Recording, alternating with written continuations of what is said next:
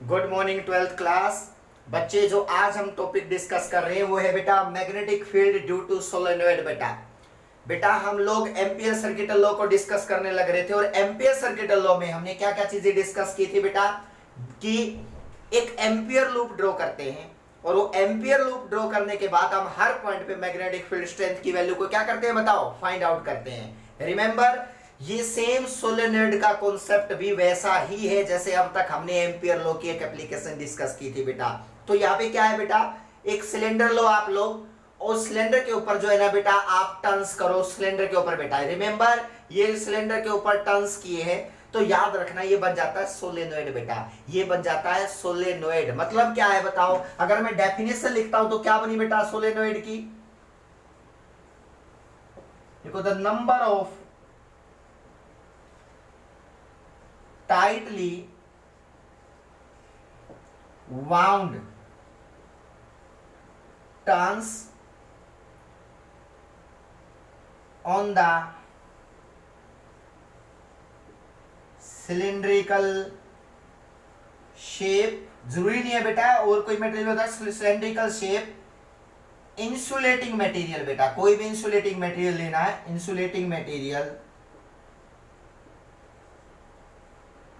is called solenoid। समझना बच्चे, यानी कि the number of tightly wound turns on the cylindrical shape insulating material is called क्या है बताओ solenoid। बहुत ज्यादा इंपॉर्टेंट रोल है बेटा। यहां पे अगर मैं इसको एक चीज देखना चाहूं, देखो बेटा जो दिख रहा है ना एक करंट दिख रहा है आपको, जो एरो दिखाई दे रहे हैं ये एरो है बेटा। तो यहां पे एरो कैसे है बेटा, देखो यहां तो बोर्ड के अंदर जा रहे हैं एरो बेटा और यहां से बाहर निकल रहे हैं। करंट कैसे मूव कर रहा है बताओ इस डायरेक्शन में। तो इसका मतलब यहां पे आउटवर्ड डायरेक्शन है करंट की, यहां पे इनवर्ड डायरेक्शन है। तो यहां पे जहां आउटवर्ड है बेटा वहां सभी डॉट डॉट लगाएंगे और जहां इनवर्ड डायरेक्शन है करंट की वहां क्रॉस क्रॉस लगाएंगे। तो अगर मैं कहूं इस शेप को मैं ऐसे भी तो बना सकता हूं बेटा, ध्यान से समझना। अगर मैं आपसे कहता हूं कि सर मैं इसका जो है ना इसको हाफ कट कर लेता हूं, तो अगर मैं इसको देखता हूं कट करके तो पता लगता है कि यहां बोर्ड के बाहर करंट आएगा, यहां बोर्ड के अंदर जाएगा, फिर होते हुए बाहर अंदर इस तरह से इसके ऊपर क्या बताओ करंट का मूवमेंट होता है इस टर्न्स के अंदर बेटा। तो अब बात आती है कि यहां अगर करंट बाहर निकल रहा है तो यहां डॉट डॉट लगाते चलो बेटा, डॉट है ये सभी। और याद रखना जितने डॉट लगाओगे उतने आपने क्रॉस भी लगाने पड़ेंगे, क्योंकि एक टर्न अगर बाहर आ रहा है तो दूसरा टर्न यहां से अंदर भी तो जा रहा है वही टर्न बेटा। तो रिमेंबर ये जो डायरेक्शन में क्रॉस और डॉट से दिखा रहा हूं ये करंट की डायरेक्शन है बेटा। आप लोग अब तक क्या करते आए हो, मैग्नेटिक फील्ड को डॉट और क्रॉस से डिनोट करते आए हो, लेकिन ये मैग्नेटिक फील्ड नहीं है, ये करंट की डायरेक्शन दिखा रखी है बेटा। तो रिमेंबर अब आपसे पूछेगा कि ठीक है सर ये सिलेंडर बना दिया हमने, और ये क्यों इंपॉर्टेंट है बेटा, ये इसलिए इंपॉर्टेंट है क्योंकि सोलेनोइड जो होता है ना बेटा वो मैग्नेटिक फील्ड प्रोड्यूस कर सकता है अगर उसके अंदर करंट मूव करवाया जाए तो। और वो करंट यूनिफॉर्म भी हो सकता है, नॉन यूनिफॉर्म भी हो सकता है, आप समझना बेटा। यानी कि ये इस तरह से टर्न्स है बेटा, ये टर्न्स हम इनको अलग अलग करके दिखा रहा हूं, सोचो बेटा ये टर्न्स है, हर टर्न में करंट मूव कर रहा है बेटा, हर टर्न में करंट मूव कर रहा है और ऐसे टर्न में मूव करता करता लास्ट तक पहुंच रहा है, एंड ए से लेकर के एंड बी तक पहुंच रहा है। रिमेंबर तो इसके अंदर कितने टर्न्स आएंगे मुझे नहीं पता बेटा, कितने भी नंबर ऑफ टर्न्स हो सकते हैं वो मैं नोट करता हूं। अब देखो बेटा यहां पे बड़े इंटरेस्टिंग चीज क्या है कि बेटा देखो अलग अलग कोयल को अटैच कर दिया जाए तो भी तो एक सोलेनोइड तो बनेगा बेटा। अगर अलग अलग सर्कल को मैं अलग कर लेता हूं और हर सर्कल को एक साथ अटैच कर दूं तो क्या ये डायग्राम बन जाएगा, यस। बस कंडीशन क्या रहेगी कि इसके अंदर सिलेंडर फिट करना रह जाएगा बेटा। तो अब बात आती है, ठीक है सर अब बात यह है कि बेटा रोल तो सिलेंडर का तो कुछ भी नहीं है,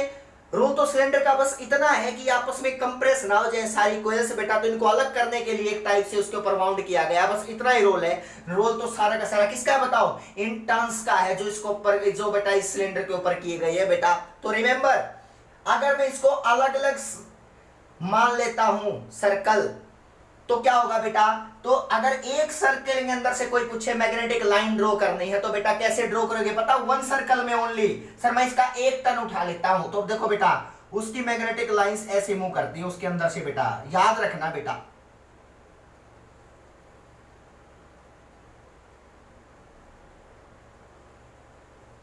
ये लाइनें बड़ी इंटरेस्टिंग है बेटा। मतलब क्या है बेटा, लाइनें देखो बिल्कुल भी स्ट्रेट नहीं जा रही हैं बेटा, बिल्कुल भी स्ट्रेट नहीं है, ये डाइवर्ज हो रही हैं, ये लाइनें डाइवर्ज हो रही हैं बेटा। एक लूप लो यहां से सर्कल का, एक लूप बनाओ बेटा, जो यहां एक सर्कल एक टर्न को यहां से कट कर लिया और एक टर्न यहां रख दिया बेटा, तो पता चला कि जो इसका मैग्नेटिक फील्ड है ना बेटा, वो मैग्नेटिक फील्ड लाइंस डाइवर्ज होती हैं। कई बच्चे इसको लिखे मिलेंगे ऐसे बेटा, हम मानते हैं कि ये डायग्राम ऐसे, ये मैग्नेटिक फील्ड ऐसे निकलती है बेटा। नो, मैग्नेटिक फील्ड लाइंस जो होती है वो सर्कल के अंदर से बेटा वो डाइवर्ज होके निकलती हैं। आपको कि सर इधर क्यों निकलती हैं, क्या लगाओ बताओ, राइट हैंड थंब रूल लगाओ, करंट को घुमाओ, फिंगर जो है ना बेटा करंट की डायरेक्शन में देखो फिंगर रोटेट करती हैं, और मैग्नेटिक फील्ड किधर जा रहा है बेटा, उधर। लेकिन याद रखना वो यूनिफॉर्म फील्ड नहीं होता है, हर टर्न के अंदर नॉन यूनिफॉर्म मैग्नेटिक फील्ड बनता है बेटा, नॉन यूनिफॉर्म मैग्नेटिक फील्ड। ध्यान से सुनना, मैग्नेटिक फील्ड। क्लियर है बेटा। अब बात आती है कि देखो बेटा इसमें तो एक टर्न का तो मैंने बता दिया, लेकिन इसमें तो इतने सारे टर्न्स हैं सर, तो क्या होगा, अब अगला टर्न अगर मैं लूंगा तो अगले टर्न में करंट जाएगा, तो कैसे जाएगा बताओ बेटा, आप लोग बता सकते हो, इसके अंदर से तो एंटर करेगा बेटा, देखो ऐसे, यहां पे बेटा इस तरह से ये लाइनें आएंगी, तो समझना यहां पे बड़ा इंटरेस्टिंग चीज है बेटा कि यहां पे सेम ऐसे ही यहां पे भी बेटा ये लाइनें ऐसे आएंगी, आप देखते चलना बेटा, ये लाइनें भी ऐसे आएंगी। सर ये भी तो यूनिफॉर्म फील्ड नहीं हुआ, देखो ये भी यूनिफॉर्म फील्ड नहीं है, तो लेकिन एक बड़ी इंटरेस्टिंग रिजल्ट समझना बेटा, ये डायग्राम, ये कोई सेकंड साइकिल लिया बेटा मैंने अलग से, यहां से ये उठाया सर्कल यहां पे रखा, ये वाला उठाया यहां पे रखा बेटा, अलग करके दिखा रहा हूं मैं। तो इस डायग्राम में आप क्या समझ रहे हो बेटा, देखो ध्यान से, यहां पे लाइनें बाहर निकल रही हैं एक लूप से और दूसरे लूप से एंटर कर रही हैं बेटा, यानी कि ये लाइनें एक दूसरे को इस रीजन में कैंसिल आउट कर देंगे बेटा, देखो बाहर वाले रीजन में। और वैसे ही देखो बेटा इसके लिए तो लाइनें ऐसे डाइवर्ज होकर नीचे आएंगी,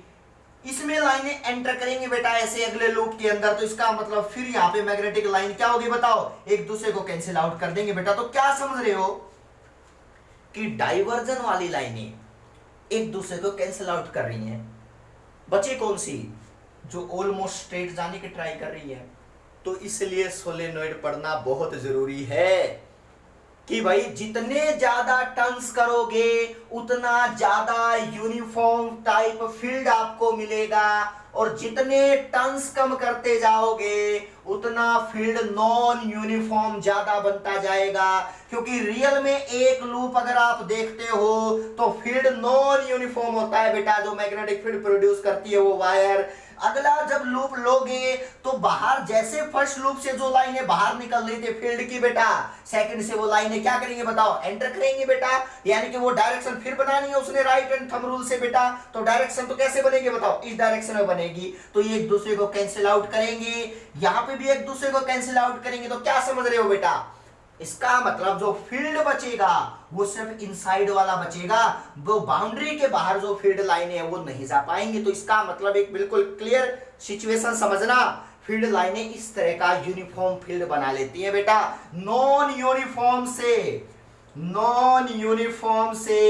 यूनिफॉर्म फील्ड बना लिया, ये हमारी अचीवमेंट है सोलेनोइड की बेटा। जो एमआरआई जो हम बायोलॉजी में पढ़ते हैं वहां ये फील्ड लाइनें यूज की जाती है हमारे बॉडी को स्कैन करने के लिए बेटा। तो अगर बॉडी स्कैन होती है तो वो यूनिफॉर्म फील्ड होना चाहिए, नॉन यूनिफॉर्म फील्ड आपकी अच्छी स्कैनिंग नहीं कर सकता बेटा। तो इसलिए इसके लिए हमने ज्यादा से ज्यादा टर्न देने हैं ताकि ज्यादा से ज्यादा साइकिल बने, ये बाहर वाली लाइनें कैंसिल आउट हो और अंदर से जो फील्ड लाइनें जाए वो यूनिफॉर्म बच जाए बेटा, ये आपको याद रखना है। अब आते हैं बेटा इसका मैथमेटिकल कैलकुलेशन के ऊपर, समझना बेटा, ये तो जस्ट एक ओवरव्यू था, अब समझो बेटा। ठीक है सर, मैग्नेटिक फील्ड लाइनें अब क्या समझोगे, किधर जा रही है बताओ, मैग्नेटिक फील्ड लाइनें इधर जा रही है बेटा अंदर डायरेक्शन में। अब बात ये आती है इसका इस शेप में बना सकता हूं, यहां करंट बाहर निकल रहा है, यहां करंट एंटर कर रहा है, यहां बाहर निकल रहा है, यहां एंटर कर रहा है। तो मैंने क्या किया बेटा, मैंने मैग्नेटिक फील्ड स्ट्रेंथ निकालने की सोची बेटा, एक तो आउटसाइड, एक ऑन द लूप और एक इनसाइड द लूप बेटा। ये एक्सिस है बेटा, याद रखना, इसको मैंने एक्सिस बोल दिया। तो सुनना क्या बनेगा बेटा, मैंने क्या किया, इसको मान के इसकी यहां पे निकालना है बेटा, तो मैंने इन सारे पॉइंट को एक साथ लेके बेटा एक क्या ड्रॉ कर लिया, ध्यान से देखना बेटा, मैंने एक एम्पियर लूप ड्रॉ कर लिया बेटा। इसमें इनसाइड वाला पॉइंट भी आ जाएगा और आउटसाइड वाला भी आ जाएगा। तो बेटा देखो मैंने एम्पियर लूप ड्रॉ कर लिया। इस एम्पियर लूप को नाम दे देता हूं ए बी सी डी। अब ध्यान से देखना बेटा, ये एम्पियर लूप ड्रॉ किया, यहां पे फील्ड लाइनें बाहर निकल रही हैं, करंट सॉरी, और यहां करंट अंदर जा रहा है बेटा। ये एम्पियर लूप आप नीचे भी बना सकते हो, इनसाइड और आउटसाइड की दोनों चीजें लेने के लिए बेटा। तो मैंने एक एम्पियर लूप ड्रॉ कर लिया। अब देखो बेटा, अब एम्पियर लूप पे कोई भी डीएल वेक्टर तो इसकी डायरेक्शन में आएगा, ठीक है सर। यहां पे डीएल वेक्टर लेंगे बेटा, और ये मान लिया ये डायरेक्शन बना ली बेटा मैंने, समझना बेटा, ये डायरेक्शन बनाई मैंने इस लूप की बेटा, डीएल वेक्टर की ये डायरेक्शन बना ली। तो क्या समझे बेटा, अगर मैं यहां पे एम्पियर सर्किट लॉ लगाता हूं B dot DL is equal to mu not I, तो सर यहां तो अलग अलग वायर हैं, A B B C C D और डी ए, बिल्कुल सही समझे। आपको इस बी डॉट डीएल को 4 पार्ट में डिवाइड करना पड़ेगा बेटा, यानी कि इसके अंदर कितना करंट है वो मुझे नहीं पता बेटा, करंट तो इतना करंट उसके अंदर इनक्लोज है, देखो जो बाहर निकल रहा है बेटा ये वाला, ये इनक्लोज है उसके अंदर बेटा। अब समझना, अगर बेटा मुझे यहाँ पे मैग्नेटिक ये इनक्लोज है, यहां पे मैंने क्या ड्रॉ किया बताओ, एक रेक्टेंगल ड्रॉ किया सिमेट्री को मान के, और इस रेक्टेंगल को मान करके मैंने इनसाइड भी मैग्नेटिक फील्ड बता सकता हूं और आउटसाइड भी मैग्नेटिक फील्ड बता सकता हूं। देखो ये पॉइंट आउटसाइड और ये पॉइंट इनसाइड बेटा, मैंने इन दोनों को एक साथ सेटिस्फाई कर लिया। ये पॉइंट P और ये पॉइंट मान लिया बेटा Q। अब समझना बेटा, अब मुझे एक चीज बताओ, अगर B डॉट डीएल को मैं 4 पार्ट में डिवाइड करता हूं तो क्या बनेगा बताओ बेटा। एक तो B डॉट डीएल यूज करो AD के लिए, मैं अलग अलग लिखता हूं बेटा, इसके लिए एक बार ये फॉर्मूला यूज किया, प्लस एक बार किसके लिए किया बताओ, डीसी के लिए, यानी कि इस वायर के पे एम्पियर लूप लो लगाया बेटा बीडीएल, एक बार बच्चे इसके ऊपर लगाया बीसी के ऊपर बेटा, सीबी के ऊपर, तो इसका मतलब सीबी होगा बी डॉट डीएल, और लास्ट जिसके ऊपर एम्पियर लूप ड्रॉ करेंगे, क्योंकि अलग अलग शेप है सबकी बेटा, तो एम्पियर लूप भी अलग अलग लगाओगे आप, तो इसका मतलब एम्पियर लो बी यहां पे बन गया बेटा बी से लेकर ए तक, तो बन गया बी से ए तक, ये बन गया बी डॉट डीएल बेटा is equal to mu not I. समझना बेटा, अब बड़ी इंटरेस्टिंग चीज क्या समझोगे आप, मैंने क्या बताया, मैग्नेटिक लाइन बाहर नहीं जा पाएंगी, मैग्नेटिक लाइन सिर्फ मैग्नेटिक लाइन किधर मूव करेंगे बताओ, इनसाइड मूव करेंगे, तो इसका मतलब फील्ड लाइनें सिर्फ इसके लिए तो इंपॉर्टेंट है बेटा, बाहर लाइनें फील्ड लाइनें जीरो। तो देखो बेटा एडी पे आओ, एडी पे क्या होगा बताओ, देखो एडी पे लेंथ वेक्टर किधर है बताओ, नीचे, बी किधर है बताओ, उस डायरेक्शन में है, देखो बेटा बी की डायरेक्शन वो है ना, तो देखो ये बी की डायरेक्शन है, तो बी और डीएल में कितना एंगल बन गया बताओ 90 डिग्री, क्योंकि डीएल वेक्टर तो लेंथ पे आएगा ना, तो ये डीएल बी उधर जा रहा है बेटा, चलो मैं बी की डायरेक्शन दिखा देता हूं, बी इधर जा रहा है, तो मुझे बताओ बी और डीएल में कितना एंगल होगा बताओ, डीएल और बी में जो एंगल बन जाएगा दैट इज 90, तो यहाँ पे थीटा कितना डिग्री है बताओ। अब आओ सीडी पे, डीएल भी उधर बी भी उधर, तो इसके लिए थीटा कितने डिग्री पुट करोगे बताओ 0 डिग्री। अब आओ बेटा सीबी के लिए, तो देखो मैं ऊपर जाऊंगा डीएल वेक्टर लूंगा, बी उधर ही जा रहा है बेटा, तो इसका मतलब यहाँ पे थीटा दोबारा से कितने डिग्री बन गया बताओ 90। अब देखो बाहर मैंने क्या बताया था, आउटसाइड मैग्नेटिक लाइन एक दूसरे को कैंसिल कर देती है बेटा, एक लूप की बाहर निकलेंगे दूसरे की वहां एंटर करेंगी, तो इसका मतलब बाहर फील्ड लाइन 0 है, तो इस केस के लिए बी 0 हो जाएगा। लो बेटा अब देखो ये 0 cos 90, ये कुछ वैल्यू रखेगा, ये 0 बन जाएगा, तो जो एक अलग कर लो बेटा जिसकी वैल्यू मुझे निकालनी है बी की, तो रिजल्ट बन गया बेटा बी डॉट डीएल cos 0 कितना होता है बताओ 1, इस फैक्टर को 0 करो बेटा, इस फैक्टर को 0 करो, इस फैक्टर को 0 करो, तो ये सिर्फ ये लिखो बेटा डीसी वाला is equal to mu not I, बेटा देख लो म्यू नॉट आई, समझना बेटा म्यू नॉट आई। अब ध्यान से देखो, तो इस एम्पियर लूप में सिर्फ ये इंपॉर्टेंट है, बाकी ये लाइनें इंपॉर्टेंट है ही नहीं बेटा, बाहर तो वैसे 0, ये 90 एंगल बना रही है डीएल बी के साथ बेटा, सिर्फ ये है जो एंगल 0 डिग्री बना रही है बी और किसके साथ बताओ, बी और डीएल वेक्टर के साथ बेटा, तो देखो ये थीटा 0 डिग्री पुट कर दिया। अब सुनना B DL is equal to mu not I, B DL is equal to mu not I, I enclose आपको कि सर इनक्लोज कितना है, देखो बेटा ये पूरा करंट यहां तक का क्या है बताओ इनक्लोज, लेकिन मुझे नहीं पता कितना करंट है ये।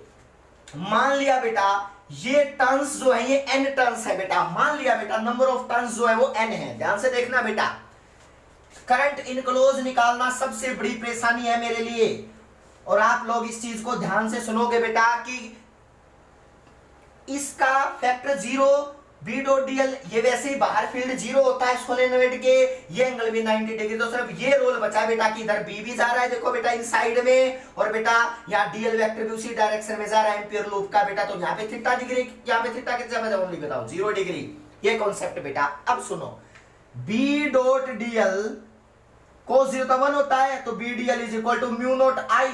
बेटा आई कितना है मुझे नहीं पता, लेकिन नंबर ऑफ टर्न्स कितने हैं n, और एक टर्न्स में कितना करंट है आई, तो बताओ कितना करंट इनक्लोज हुआ बताओ n इंटू आई, तो n लिख दो बेटा नंबर ऑफ टर्न्स इनक्लोज्ड बेटा, number of turns enclosed, remember that thing, number of turns enclosed बेटा, यानी कि ये टर्न्स 1 2 3 4 यही तो है बेटा जो आउटसाइड करंट निकल रहा है बेटा। तो मान ले इस एम्पियर लूप के जो पार्टीशन बचा ना एम्पियर लूप के अंदर वो n टर्न्स हिस्से में आए बेटा, और एक टर्न्स में कितना करंट जा रहा है आई, तो इसका मतलब कितना कितना करंट होगा जो यहाँ बाहर निकलेगा बेटा n इंटू आई। अब देखो बेटा ये कॉन्सेप्ट के बाद आपने b की वैल्यू चाहिए जो इनसाइड आएगी बेटा, तो b इनसाइड कितना आएगा बताओ, b इनसाइड डीएल कितना लोगे बताओ, इस लेंथ को l मान लो, तो मान लिया बेटा ये लेंथ l मान ली, टोटल d से लेकर c तक की लेंथ को l मान लिया बेटा, तो देखो b into L is equal to mu not N I. अब b इनसाइड कितना है बताओ, b इनसाइड जो आएगा that is equal to mu not N I by L, समझना बेटा आउटसाइड 0 यहां पे 0, लेकिन बेटा इनसाइड वैल्यू आई है mu not N I by L, और बेटा एन बाई एल को मैं स्मॉल एन लिख देता हूं, नंबर ऑफ टर्न्स पर यूनिट लेंथ बेटा, नंबर ऑफ टर्न्स पर यूनिट लेंथ, यानी कि इस यूनिट लेंथ में कितने टर्न्स आएंगे वो क्या है बताओ, ये तो इक्वल ही ना दोनों बेटा, तो नंबर ऑफ टर्न्स पर यूनिट लेंथ एन से डिनोट कर दिया, तो बी इनसाइड कितना है बताओ, बी इनसाइड जो आएगा दैट इज को म्यू नॉट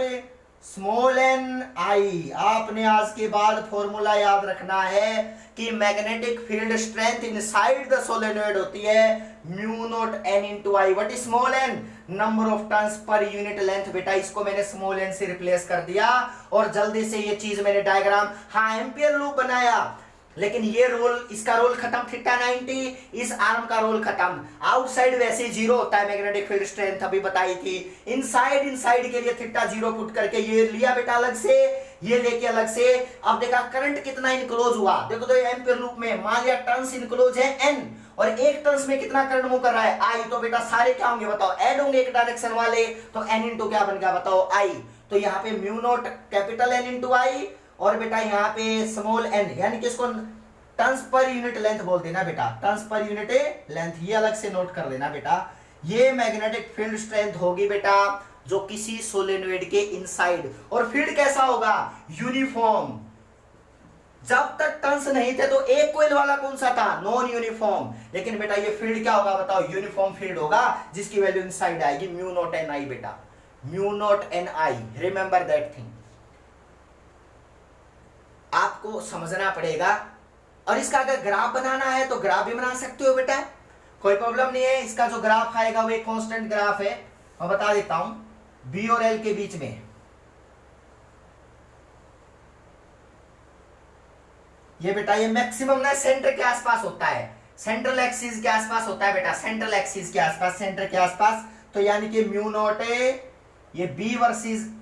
एल है बेटा लेंथ वाइज, तो इसका मतलब म्यू नॉट स्मॉल एन आई, ये सेंटर के ऊपर सबसे ज्यादा, यहाँ पे जैसे दूर जाएंगे ये वैल्यू रिड्यूस होती जाएगी बेटा, ये -2l पे है, ये अप्रोक्सीमेटली +2l के ऊपर ये हो जाता है बेटा, और ये लेंथ ये x वर्सेस b का एक छोटा सा ग्राफ है जो आपने याद रखना है सोलेनोइड के अंदर बेटा, मैक्सिमम कहाँ पे होती है सेंट्रल एक्सिस पे, जैसे जैसे हम आगे बढ़ते जाएंगे सेंटर से आगे बढ़ते जाएंगे वैसे वैसे जो थोड़ा सा रिड्यूस होगा बेटा, और इस तरह से ग्राफ आएगा, maximum value mu not N I बेटा यहाँ पे होती है, ये ग्राफ आपने याद रखना है। Thank you so much.